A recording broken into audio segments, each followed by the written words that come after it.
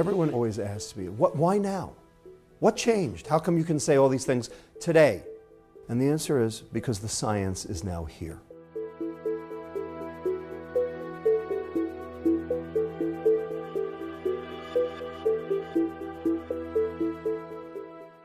The one thing that we know categorically that can mitigate chronic metabolic diseases is reduction in calories. And of course, that's why your doctor says, eat less, exercise more. Even I would like to be able to say, eat less, exercise more. The problem is, it can't be done. It's not doable. And there are reasons, there are biochemical reasons why it's not doable. That have to do with new hormones that have just been discovered. For instance, one called leptin. Leptin is a hormone that goes from your fat cell to your brain and tells your brain you've had enough and that you can burn energy at a normal rate and feel good about it. It limits what you eat and it lets you exercise spontaneously because you want to. Obesity, you have high levels of leptin because you have lots of fat, because it comes from the fat cell. But if leptin were doing its job, then you wouldn't be obese. So how do you explain high levels of leptin and still eating too much? Clearly, the leptin is not doing its job. And we call that leptin resistance. And discovering the cause of leptin resistance is the holy grail of obesity research. It is the nugget of truth that we all seek. How come leptin used to work 30 years ago and doesn't work today? That's what it's all about, in a nutshell. And our research has demonstrated some very specific, significant findings. And I can sum it up in one word: insulin. Now, everyone knows insulin. Everyone knows it's the diabetes hormone. Diabetics take shots of insulin to lower their blood sugar. Indeed. So let's take a diabetic off the street, any diabetic. Blood sugar is 300, that's high. We give that diabetic a shot of insulin. Blood sugar goes from 300 down to 100. That's good, right? Blood sugar went down by 200 points. Where'd the 200 points of blood sugar go? They were in the blood, now they're not. They went somewhere. They went to the fat for storage. That's insulin's job. That's not a mistake. That's what it's supposed to do. Insulin shunts sugar to fat. Period. Insulin makes fat. Period. More insulin, more fat. Period. Insulin drives weight gain. And I can explain how this works. Let's take you, nice and thin. You eat 2,000 calories a day, you burn 2,000 calories a day, you feel good. Normal day. Are you going to gain weight, lose weight, or stay the same? You stay the same, because you burn what you eat, nothing to store. Fine. Now let's do a little experiment. I'm going to put an IV in your arm and tape it down. I'm going to follow behind you, and every time you reach for food, I'm going to pump you full of extra insulin in that IV. Insulin you didn't want or need.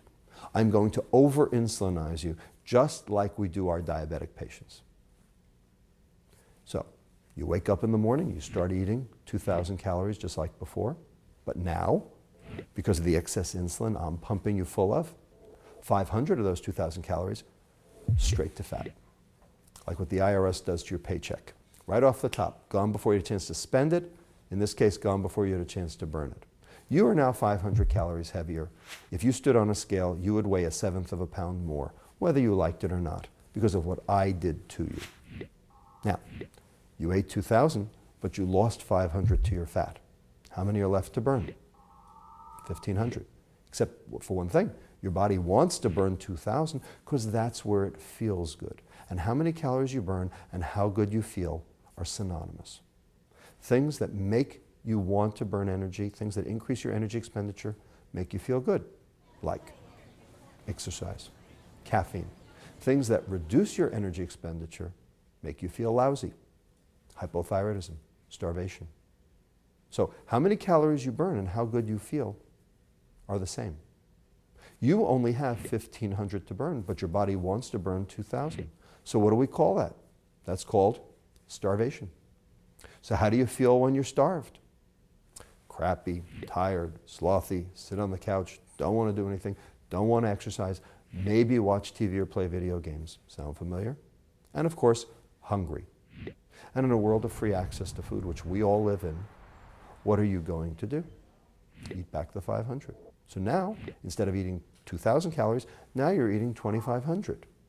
You've increased your food intake to compensate for the effects of the excess insulin. Except, haha, I'm still pumping you full of insulin. 100 of those 500 right off the top, straight to fat. Now you're 600 calories heavier. You're only up to 1,900 to burn. You still don't feel perfect. So you go to a doctor, you go to a nutritionist, you say, Doc, every time I stand on the scale, I weigh more and I don't feel so good. What's going on? Why am I fat?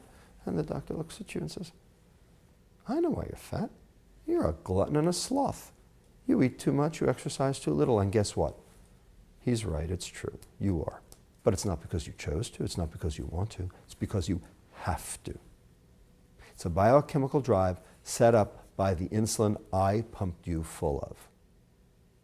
So you say, okay, well, that's all well and good. But how does that explain what happened in these 30 years? No one's pumping me full of insulin. Ah, yes, they are.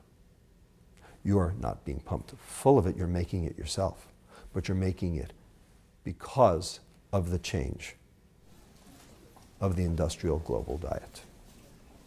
It comes as part and parcel of that dietary composition. And that's what's driving obesity. So then you say to me, okay, well, if that's what's going on, why isn't my leptin working? Because the work we've done shows that insulin blocks leptin at the brain and makes you hungry. So the higher your insulin goes, the more energy you store and the hungrier you get. And there's your vicious cycle of consumption, weight gain, and disease, all being promoted by excess insulin, which comes from the industrial global diet.